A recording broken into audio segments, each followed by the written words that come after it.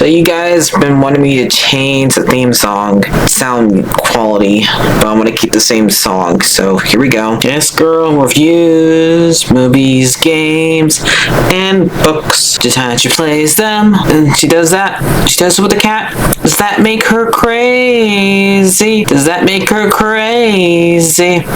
Probably. Hopefully that fixed the audio. Crazy Cat does not own any of these pictures or books or pictures. I use them under fair use for educational purposes, so the people who watch them learn a little bit something when they do it. Hopefully that fixed the audio. I only did all those years ago. No, I don't want to do this. Stupid! I'm scared of this thing. Please move it. Okay, hi everyone, Martha here. So I just finished watching Weapons, and I think it was alright. At first, it really didn't seem like a horror movie. Because the way it starts off with a little girl talking about a third grade class is appearing. But in the way, because nobody died, the horror doesn't start until like the second section of the movie. The horror does start. I can definitely see like most of it being a mystery and a horror movie at the same time, because you're just wondering what the heck happened to these kids. And here, because then they left. They end up leaving on their own. Nobody forced them to leave. They left. They did like the Naruto run out of the house, listening to a George Harrison song. Sounds like it's not one that I ever heard. Because having a Beatles fan in my family, you would think I would hear one, but I guess it's not one she knows of that much. But it was one that he wrote. That was like his first biggest hit after they broke up. This movie's about 17 kids disappear one morning. Well, it was nighttime still, but it was like really early in the morning, and they never came back. And we have like how many you see this movie through like a couple of different perspectives. We get a story perspective from Justine, who's the teacher of the kids, who we find out who's an alcoholic who sleeps with Paul, who we meet later on is a cop, one of the people who's doing investigations on the missing kids. Justine is the way she's dealing with the fact that everybody's blaming her for what happened and to the kids. She even gets graffitied onto one of her cars saying which I guess you could say is foreshadowing. What? Come here! The way she copes with her being blamed, she starts drinking and being an alcoholic, and she ends up being the one who follows Alex home. They're the ones who have both can cope with this, because he's the only one that did not disappear that night. But the principal, Marcus, tells him, do not bug him. He's been dealing with a lot already. She ends up following him anyway after he gets off to school, and he tries telling her, don't follow me. But he follows him, tries knocking on the door. She talks on the door 2 days in a row. First time she notices that there's newspapers covering every wall, and she goes in the backyard, looks for the one newspaper that is, I guess, not taped up, and sees both the parents in there, and she calls the principal, Marcus, and he doesn't listen. He tells her, we're gonna forget this happened. And she goes back down there and follows him again. And she's falling asleep too while she's watching. And this is when the mom comes out and cuts out her hair. And we go to Archery, who is played by we pull out the actors. He's the one who plays Thanos in Marvel. Josh Brolin. He's one of the parents of the kids who ends up disappearing. Matthew, the one who teases, is Alex in his story, just by copying him after he pushes his backpack and he says stop it, and he has like a dream of wondering trying to follow his son, and he had a camera that goes to the front door there, and he saw his son leave, and he tries to figure out which way that the kid went, and talked to one of the other fathers, Paul, and asked him if if he can like mark where his kid disappeared. And he ends up having a dream of seeing his son in the who has Batman sheets, and tries to follow him and sees his house with a giant like gun. I'm not sure what type of gun this is. It has the time that the kids disappeared on, but he like goes inside the bedroom and he looks at his son, like says, "I'm sorry, I was not able to protect you." And all of a sudden, it turns into Gladys.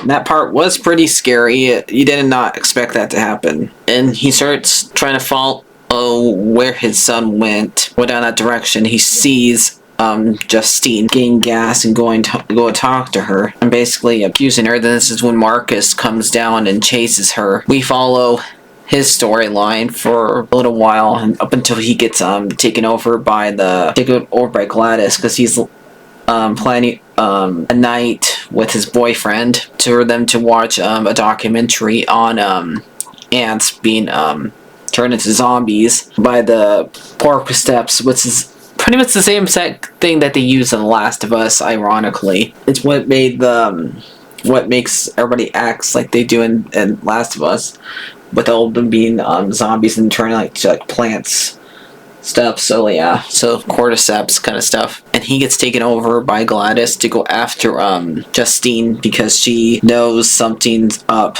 with them, and he needs to get her out of the way. So he sends Marcus after her by using a ribbon that was his. And here we get James's story. And Paul ends up it was a cop that Justine is sleeping with, but he ends up punching a homeless guy who sells stuff off so he can get drugs. And he steals from a little girl's backpack and tries to sell a tablet. And he tries to break inside of a building. And he tries to lie about it by saying that, "I know, I just left my keys in there," and Paul punches him because he ends up being pricked by his needle after he looks inside his pocket. But now might get in trouble for doing that, because you're not supposed to do that. And this is why he has a band-aid on when he meets his Justine for their little fun night, since he's pretty much having an affair with her. James is the one who goes inside the house, literally trying to like find things to rob and to sell off.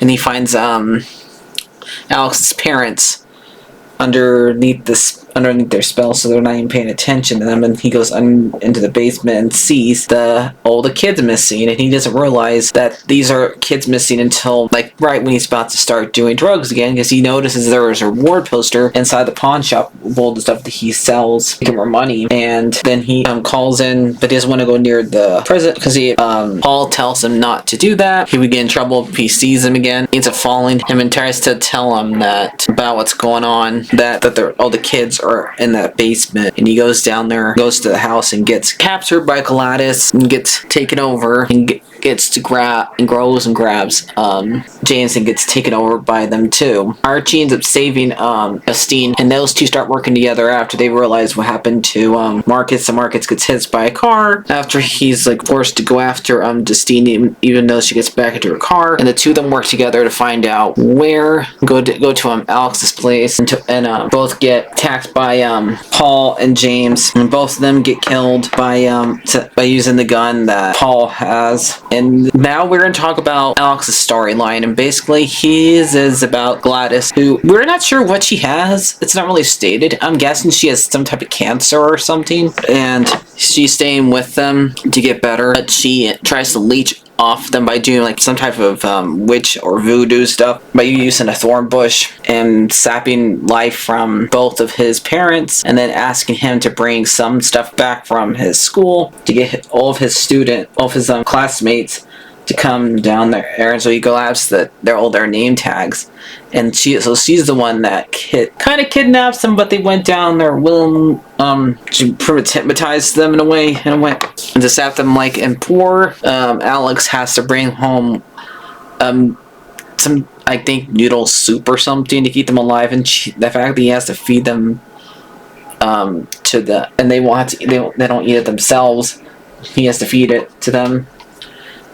It's a way of to coping with alcoholism, when you have to physically taking care of somebody that doesn't take care of themselves. Because that's the director said he was dealing with a friend who passed away recently, who was both of them outed with alcoholism, and how much it takes care, it drains life out of the person who's taking care of them too.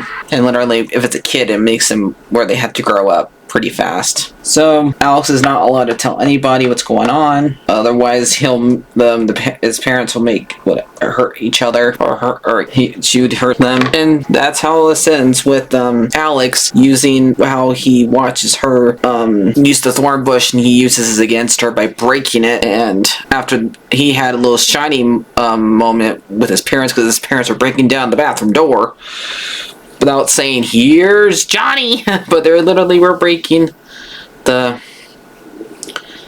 door down about the hammer ask. But yeah, and he ends up sending all those kids after her, and they end up killing her. But takes them a little bit time for them to start talking again. So, yep, even though the nightmare is over, only one that was normal was the one who was underneath the spell. The minimalist lead was Archie, because Archie was the last one affected. He was only affected for like a couple minutes, unlike the kids and Alex's parents, who were affected for a whole month. So they didn't heal from it right away. It takes some time to heal from it since they were underneath it so long. So what did I think about this movie? It was like I said, it took a while for it to get to the horrorness. It was more of a mystery at first, but I think the horrorness of it was pretty scary nonetheless. And the way they had those big eyes was pretty good. Probably gonna give this one like a 8 out of 10. I liked it. It was pretty good. So I'm probably gonna be watching Plane, Trains, and Automobiles next for Thanksgiving. So I'll see you guys later. Nice if you guys would have subscribed to me and watch my stuff. It doesn't cost you anything, so subscribe and watch a lot more of my newer stuff, because it would help me get some more watch time for me to get monetized, because I'm at enough subscribers for me to get monetized, but I just need to get more people to watch my stuff. So yeah, so do all that. Bye bye.